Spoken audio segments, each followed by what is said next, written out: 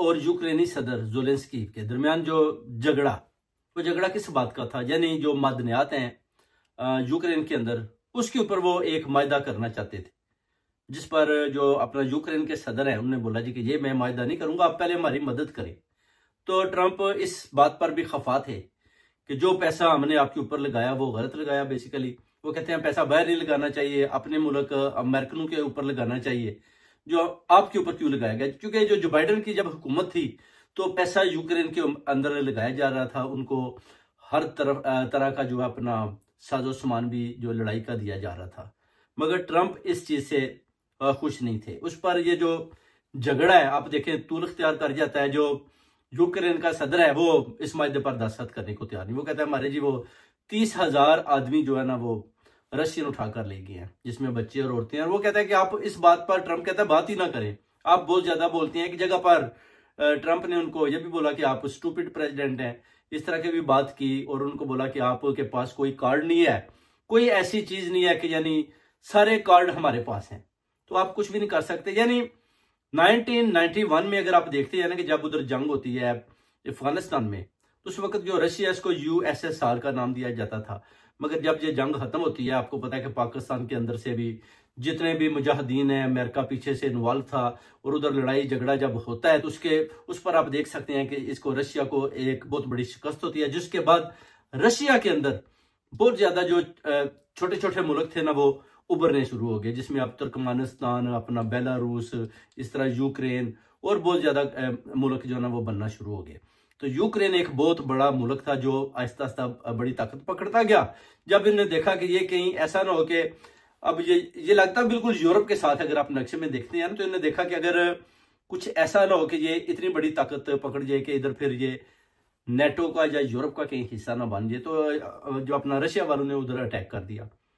यानी इससे पहले इनके पास जब ये आजाद होता है तो बैलिस्टिक मिसाइल भी थे, उसके बाद न्यूक्लियर वेपन्स भी थे, और दुनिया का ये तीसरा जोरी मुल्क था। मगर उसके बाद यूरोप ने और अमेरिका ने इनके साथ ऐसे मुआहदे किए थे कि आप ये जो जोरी चीजें हैं ना इनको खत्म कर दें, और हम गारंटी लेते हैं कि आपके ऊपर कोई किसी किस्म का हमला नहीं करेगा। और अभी जब हमला होता है, आई थिंक्स के यूक्रेन की ये सबसे बड़ी गलती थी जो उन्होंने अपने जोरी प्रोग्राम इनके हवाले किए और इनके साथ मुआहदा किया। आज आप देखें कि वो धक्के खा रहे हैं। और यही आप देख लें पाकिस्तान के अंदर भी जब ये इस तरह का मुआहदा करना चाहते थे, बेसिकली इमरान खान के साथ भी ये मुआहदा करना चाहते थे, मगर खान साहब ने भी बोला जी कि किसी सूरत में हम अपना जोरी जो निज़ाम है ना, सिस्टम है, वो आपके हवाले नहीं करेंगे। तो इसी वजह से भी खान साहब को अंदर रखा हुआ है। अब जो दूसरे आए हैं उनका देखते हैं कि वो कौन कौन से मुआहदे कर रहे हैं। IMF का पैसा जैसे आप देखें ये हुकूमतें खा रही हैं, मगर जो अपना ट्रंप है वो कहता है कि हमारा जो पैसा यूक्रेन के ऊपर लगा है वो गलत लग रहा है, हम उधर पैसा क्यों खर्च करें। तो ये सारी चीजें जो ना अभी चल रही हैं, जिस पर वो ये भी कहता है कि आप तीसरी जो वर्ल्ड वार है आप उसका जो है ना इंतजाम कर रहे हैं, तो आप इधर आए हुए हैं तो आप हमारी तौहीन कर रहे हैं, तो आपको चाहिए कि हमारी बात मानी, आप मादनियात के ऊपर भी साइन करें, उसके बाद जैसे हम कहते हैं वैसे करें। आपके साथ तो कोई भी मुल्क नहीं है, आप अकेले हैं बिल्कुल, और आपके ऊपर कब्जा भी हो चुका है, और थोड़ा बहुत जो हिस्सा रह गया उस पर भी रशिया ने बहुत जल्द कब्जा कर लेना है। तो ये आप देखें कि कितना बड़ा धोखा जो यूक्रेन के साथ इन मुल्कों ने किया। यानी उसके ऊपर ये भी ट्रंप ने बोला जी कि आप जाकर यूरोप के साथ बात करें, हम तो कुछ भी नहीं कर सकते। तो ये देखें कि जब सामने वाला एक आदमी तगड़ा होता है ना तो फिर कोई भी उसके नजदीक नहीं जाता। अब पुतिन का सामना करने के लिए आप देख रहे अपना जो अमेरिकन प्रेसिडेंट है वो भी नहीं जाना चाहता। उसके बाद जो यूरोप है ये भी डरा हुआ है, ब्रिटानिया भी डरता है, फ्रांस यहाँ सब कुछ जर्मन शर्मन पीछे हटे हुए हैं।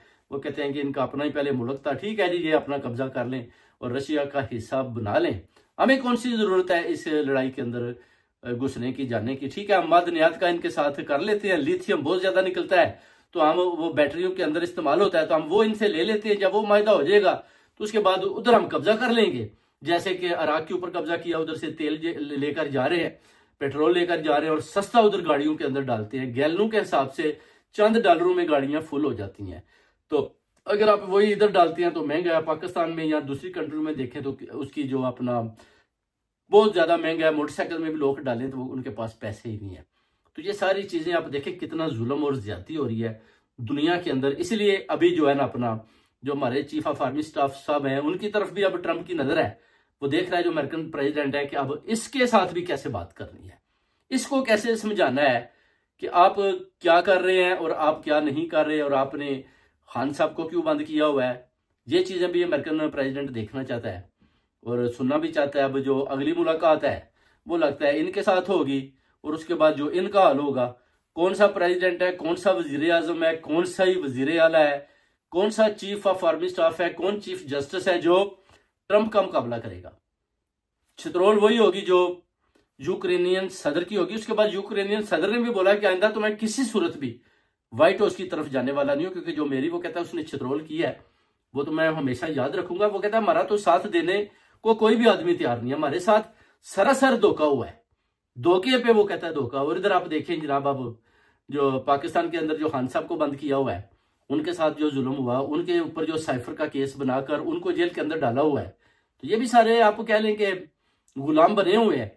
और इनका अंजाम भी वही होगा जो ज़ेलेंस्की अपना यूक्रेन का सदर है उसके साथ हुआ है। बहुत जल्द आपको ये भी नजारा नजर आ जाएगा कि इनकी जो कैसे वो छित्रोल करता है, और इनके साथ जो होने वाला है वो पूरा पाकिस्तान क्या पूरी दुनिया देखेगी, क्योंकि जुल्म का जो अखीर है ना वो बड़ा बुरा होता है।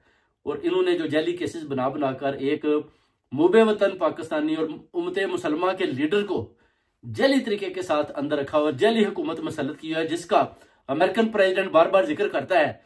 2-3 दफा तो उसने इशारे दिए हैं कि खान को रहा कर दो। अभी लगता है कि इनको उसका सामना करने से खौफ आता है। अब देख रहे हैं कि कब ये जनाब उसका सामना होता है। जैसे कि वर्ल्ड वॉर 3 का जो अभी वो कह रहा है कि आप साइन नजर आ रहे हैं, तो उसमें ये कैसे अपने आप को बचाते हैं और कैसे ये कितनी देर तक पाकिस्तानी अवाम और लोगों के ऊपर जुल्म करते हैं और कैसे जबरदस्ती इस जैली हुकूमत को मसलत करते हैं और कैसे निजाम और सिस्टम को चलाते हैं। मुआशरत का बुरा हाल है। और अभी तो जो अमेरिकन प्रेसिडेंट है वो तो अब इसको IMF को भी बोलेगा कि इनको पैसा नहीं देना। उसको भी पता चल चुका है, लेटर पे लेटर जा रहे हैं पाकिस्तानी कम्युनिटी की तरफ से कि जनाब IMF का पैसा लग कहाँ रहा है, ये तो अपनी जेबों में डाल रहे हैं, तो आप इनको पैसा क्यों दे रहे हैं जनाब। ये भी अब उसको पता चल चुका है। और इनकी भी छित्रोल बहुत जल्दी होने वाली है। इनको भी जवाब देना पड़ेगा कि जो आपने इतने सालों से उधर से पैसा ले रहे हैं वो पैसा किधर है, कौन सी चीज आपने बनाई है। बहुत जल्द मेरे पाकिस्तानियों ये जो अपना अभी सेकंड पार्ट है ना ये भी आने वाला है यूक्रेन के सदर के बाद। अब इनकी बारी है, अब देखें इनका क्या हाल होता है। सारे ओवरसीज कम्युनिटी की नजर अब अमेरिकन प्रेसिडेंट और इन पाकिस्तानी जो जैली हुकूमत है